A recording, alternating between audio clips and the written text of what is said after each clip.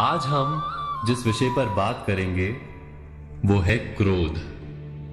क्रोध वो भावना है जो हमारे सारे जीवन को घेर कर रहता है। क्रोध को ना उम्र की मर्यादा है ना ही ज्ञान की। कब, कहां और किस कारण से क्रोध पैदा हो जाए वो कोई नहीं जानता।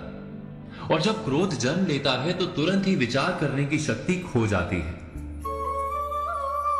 बुद्धि पर अंधकार छा जाता है। वर्षों के संबंध पल भर में टूट जाते हैं। सारा जीवन बिखर जाता है। किसी भी कारागार में जाकर देखिए, अधिकतर अपराधी क्षण भर के क्रोध का दंड भोगते हुए दिखाई देंगे, पर फिर भी हम क्रोध पर अंकुश नहीं लगा पाते।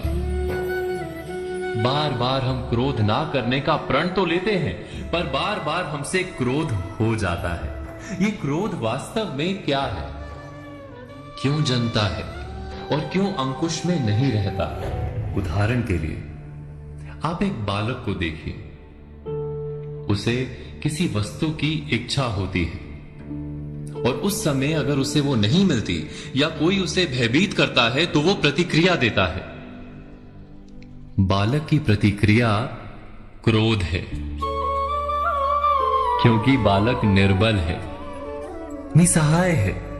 बालक अपनों से बड़ों को अपने वजूद का एहसास, अपने अस्तित्व की प्रतीति करवाने का प्रयास करता है क्रोध के माध्यम से। बड़े होने पर भी हम क्या ऐसा ही नहीं करते? क्या क्रोध हमारे भीतर बैठे बालक का प्रतिभाव नहीं?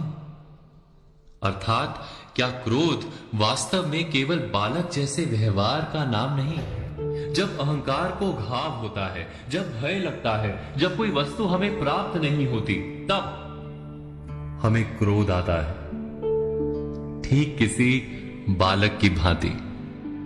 हम जानते हैं कि आईने के सामने खड़े होकर मुंह बनाने का खेल बालकों को शोभा देता है, बड़ों को शोभा नहीं देता। फिर भी हम बालक की भांति क्रोध करना बंद नहीं करते। हम अनुभव से जानते हैं, दूसरों को देखकर बता सकते हैं कि क्रोध से कभी कुछ प्राप्त नहीं होता। सम्मान हो, संपत्ति हो, प्रेम हो या सुरक्षा हो, क्रोध से नहीं मिलता। मिलता है तो प्रयासों से, कार्य करने से, बुद्धिपूर्वक विचार करने से। मनुष्य मात्र अपनी आदतों के अनुसार ही जीता रहता है। क्रोध भी आदत बन जाती है। हमारे चाहते हुए भी हम अपने प्रतिभावों को रोक नहीं पाते। हम स्वयं को बड़े या पुख्ता मानते हैं, पर थोड़ा सा कारण मिलते ही हमारे भीतर का बालक क्रोध कर बैठता है। अर्थात क्रोध वास्तव में और कुछ भी नहीं, हमारी बालक बुद्धि का नाम है।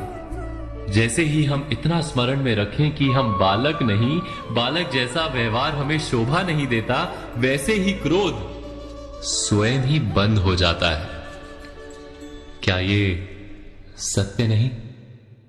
इस पर विचार मनन अवश्य